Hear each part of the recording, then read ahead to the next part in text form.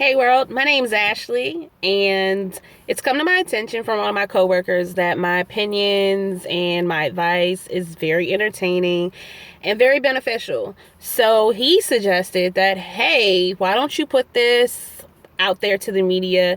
Maybe somebody other than us, could benefit from your thoughts or your advice. Um, Let me just give you some background. I am a married woman and I have one lovely son, and he's 9 going on 30. And I'm very opinionated. I'm a true Pisces at nature, and I'm very sensitive to a lot of things that happen around me and intuitive. And I like to say that I'm very smart. I am way older than I really am when it comes to my mentality, very mature, and I like to learn about everything. So I keep my mind open to everything, and I like to read. So I like to say that I'm very knowledgeable on a lot of different categories. I have an eclectic taste when it comes to music and television shows and movies. So I really have a kind of broad understanding of basically everything. I'm not a know-it-all. Sometimes I am, though. I really do know it all. I'm sorry. But I work at a wholesale produce company, and I purchase at nighttime. So I'm surrounded by nothing but men, and I work the night shift. So I go in at like 8, 9ish in at night, and I don't get off until 6:30 in the morning. So that's a lot of time for people to talk. I work 6 days a week. So these people I see more often than I see my husband, and we have so many different conversations. It's crazy. Like, if I was to tape all of our conversations, we could really have like the best selling reality television show ever. We talk about everything, and there's so much drama, and there's so many different things that happen at night that it's crazy. So we talk about, sports, entertainment, social media, love, relationship advice, television shows, new movies. We always have an opinion about each other, and we like to voice it. But for some reason, people come to me often and like, hey, did you hear about this? What do you think about this? Like, hey, my wife said this. What does she really mean by this? Or, I'll have some women that come in and out. They really don't work with us, but they work in different departments and you never see them. And they come in there like, hey, did you try this new makeup? What do you think about this? Or, hey, my husband said this. What the fuck should I do? So I'm kind of like the go-to person when it comes to advice and opinions. Maybe I'm entertaining, maybe I'm not. But I just thought that maybe I should voice my opinions. So I'm going to call my little rants Ashley's car noise, because as you can see, I'm in my car, and I'm going to video everything that we kind of talk about. So big issues that we talk about at night, we'll be discussing here, or I'll be discussing. And any issues that you might want advice on or my opinion, go ahead and just email it to me. I'll give you a shout out and we'll talk about it. So last night, my coworker Arturo, he is from Miami, and he was just looking down his, his time post or whatever that they call it, timeline. Yeah, there we go, on Facebook. And he was like, did you hear about the gator situation that happened in Orlando? And I was like, yeah, I saw it. And he's like, what the fuck? What do you think? Me being a parent, I'm like the only one in the office who has a child other than my manager. And he just asked me, he's like, what the hell what do you think about it? And I'm just thinking to myself, like, yo, if that happened to me, I would be so heartbroken because it would be my fault. Recently, me and my family went to Orlando. We went April 25th through the 29th. And we stayed at Cabana Beach Resort, Universal. It's a Universal resort, and it was fucking wonderful. Shout out to Cabana. Greatest fucking place we've ever stayed. It was so family targeted. Like, it just was awesome. just the amount of detail they put into making your family stay wonderful. I mean, it was just, I can't even put into words how great this place was. But while I was planning the trip in January, I did come across this resort because we kind of wanted to do a little bit of the Disney, but I came across this resort and I looked at it and I was like, okay, yeah, I like the theme of it. It's very rustic, you know. I'm a fan of themed hotels or resorts. It's kind of cool, gives you a better memory. So I looked at this hotel or this resort and I thought it was okay, but it just didn't have as much stuff for kids as I would have liked. So, you know, I didn't choose to go to this place. So after this shit happened, I looked back on, you know, the resort's homepage website, and I wanted to see if the layout had changed, and it didn't, because when I did look at the layout in January, it, you know, showed you where the splash park was, where the pools were, you know, the smoking area, and it showed you a map of where this lagoon sat. Now, this lagoon kind of is in the middle, and there's like 4 other hotels that surrounds it. And it clearly says on the hotel's map that this area is prohibited to guests. Meaning your ass is not supposed to be there. Okay? Whenever a hotel tells you do not go there, it's not because we don't want you to have fun and we're trying to be, you know, negative Nancy's. It's because we positively don't want you to go there because we don't want to be responsible for anything that happens to you there. So we're going to put up a sign that says prohibited to guests, meaning do not bring your ass in that area. Not only does it say that, but it also says no swimming along this lake. And every hotel that borders that lagoon says no swimming. Some hotels, the hotel directly next to it, it's a Polynesian hotel or something, said alligators. You know, watch for alligators. But it says no swimming and prohibited to guests. This lagoon was a man-made kind of lake that was primarily there for rain, you know, storm drains. And for, it fucking rains in Florida all the time. I'm pretty sure everyone knows that. Every fucking day it rains in Florida. So the rain has to go somewhere. So these rain runoffs kind of run into all these like man-made lakes that they make because you need a huge area to, you know, to let this rain go, or else we're going to have flooding. That's just it. Now, anyone that's ever been to Florida, you see these like little fucking lakes all over the place. And if you go at night, you'll see these little fucking lakes filled with little glowing eyes. Those are fucking alligators, people. Alligators, if you didn't know, are nocturnal predators. During the day, they're primarily out to sunbathe and gain some warmth because they're cold-blooded. So they try to gain some warmth to get warm. And if they see an animal, they'll eat it if they're hungry. Most of the time, they like to do their hunting at night because it catches animals off guard. So this little boy was ankle deep at the shore of the lake where it says no swimming and guests are prohibited. And he was splashing his little feet around while his mom and father were there. And an alligator just comes up and grabs his ass. Anyone who knows alligators, how they hunt underwater. And once they sense something, they get that motherfucker. They gonna get him. And the father tried to fight this fucking alligator off.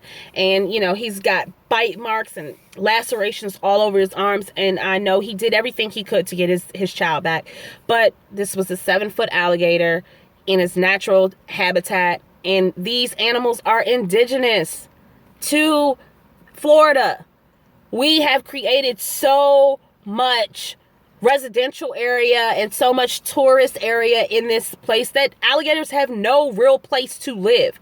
So they swim through canals and they go through storm drains and they find themselves in these man-made lakes where, fortunate for them, they are the apex predator. So nothing is going to stop them other than a human. You know what I'm saying? And it is also come to my attention that this resort and the other resorts that border this lagoon actually shoot or capture and release any alligator that's over the size of 4 feet. Now, they can't find them all, you know, and they only capture the ones that they see that are more than 4 feet. So if one happens to be strolling up on the side and they see it, they're gonna get it. But they're not going out scuba diving, hunting and tagging these fucking animals. Because once again, they have made it apparent and have signs out that say, please don't swim in the fucking water. We as parents have got to be the bulletproof vest for our children, meaning protect your motherfucking kids. I know it's vacation. You want to let the reins go. You want to experience. You want to have fun. You want to let loose. But when you're in an area that A, you don't know, B, you don't frequent, you need to be vigilant about your surroundings. You need to research. And if you did your research, I don't know about you other mothers, but when I go on a vacation to a city I've never been to, I am Googling news, media, anything that's happened in that city up until the day that I'm there. So I know what's going on. So I know what to expect. Hello. And not only 2 weeks ago did someone capture a fucking dinosaur-sized alligator just strolling on a golf course in the middle of the day. Motherfucking looked like it ate a Buick. So these animals are there all the time. We hear about it all the time. People don't walk their dogs at night in Florida around these storm drain embankments for a reason, because they know alligators are there. Now, tourists, you need to make yourself educated on the places that you're going. I mean, you got to do that. Especially if you're a family. You know, I don't know about you, but when I go on vacation, I reel that fucking rein real tight in, because I'm somewhere I don't know. And so I'm always looking out for anything that's out of the ordinary. And me, I am a proactive mother, and I believe in preventative care, meaning I think about the worst case scenario all the time. What is the worst thing that could happen now? Now, how can I prevent this shit from happening? A lot of people say, oh my God, you're neurotic. You know, you're fucking crazy. You're very negative when it comes to, life. No. 2016, fucking crazy. Any time where your kids are not safe in elementary school, you would never believe that someone would come into elementary school and just shoot kids. And shoot anything that moved. You wouldn't believe that. You might have a tendency to think that it might happen more so at college or high school, because you're dealing with people who are in high stressful places in their life. You know, teenagers in high school are dealing with so many hormones and so many feelings. And nowadays, we've taught our kids to hide those feelings because that displays weakness, right? Now in college, you're stressed out. You're paying for your education at this point. And if you're not excelling, or you're not fitting in, or this is not what you thought college was going to be, and you're by yourself at that, not with your parents, it becomes a very sad situation. So you expect crazy shit to happen like that. Not at elementary schools, not at churches, and damn sure not, at a fucking gay club. It's fucking ridiculous, the world that we live in. And us as parents, we need to start parenting for the time that we're in now, and not when we grew up. I know a lot of people like to say, well, I'm going to raise my child like my mom raised me because I turned out to be a great person. 20 years ago, it was acceptable for you to beat the shit out of your kid. That was called discipline. Now, you fucking lay your hand on a kid, and guess what happens to you? You're going to jail. Did I just get that spider? I hope I did, because I hate driving with spiders. Oh, there it is. Oh, I got you, son of a bitch. Preventative. Motherfucker, I done seen some bitch swerve off the side of the road and nearly kill herself. She jumped out the motherfucking car because of spider. Prevented that shit from happening, didn't I? Yes, it did. Back to what I was saying. Parents, we need to step our fucking game up, because if we don't, no one else is going to watch your child. The one thing I can say about Cabana Beach Resort, another shout out, is that when we were at the pool, There were so many lifeguards watching kids. I mean, watching. There were ones sitting in the chair, and they weren't on their fucking cell phones. They weren't just there getting a fucking tan like most lifeguards do. They were sitting there and they were zooming in, like always looking. And then they had lifeguards walking around the pool. Any sign of a child, like, they were in the pool. And I saw so many parents take that and run with it. They were at the bar just drinking, having a good time, while their kids are in the pool getting watched by a lifeguard. Not I, said Sam. No, I was front row wherever my son was, in the pool with my son sometimes, had my husband in the pool with him, because he's my only child. And I think that makes it easier for me to take care of his safety, because I don't have my attention being spread out through multiple children. So I do think it's harder for a mother who has 2, 3 kids. If you have multiple kids, you have to watch all of them. And it's hard. It's hard enough for me just to watch my son. Like, I've never lost my son at a mall, at a shopping store, at a store, anywhere, because I hold that motherfucker tight. He's my only. He's my world. And I would literally kill myself if anything happened to him. He's everything to me. And to me, I feel like God put me here to have him, because I think he's going to do the greatest things in this world, and I really, really feel for this family, because they're going through it. And then on top of it, we have social media having such a say-so, and who's right, who's wrong. Disney's wrong, Disney's right, parents are at fault. And I'm pretty sure that mom and dad are looking in the mirror and they're saying to themselves, why the fuck did I allow this to happen? Why did we do this? If anything, I do applaud Disney for actually stepping up and being very vigilant in trying to find the child as soon as it happened.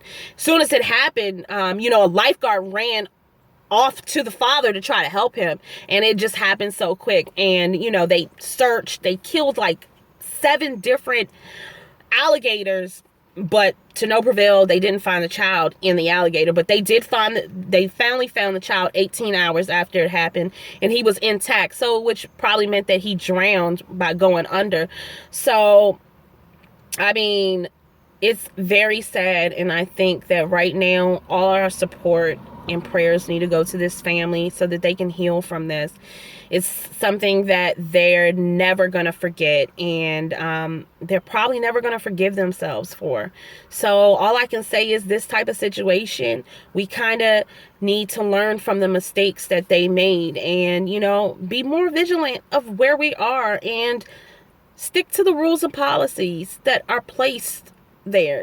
They're not going to tell you, hey, we made this policy so that you don't get eaten by alligators. It's gonna scare off people from wanting to experience that resort.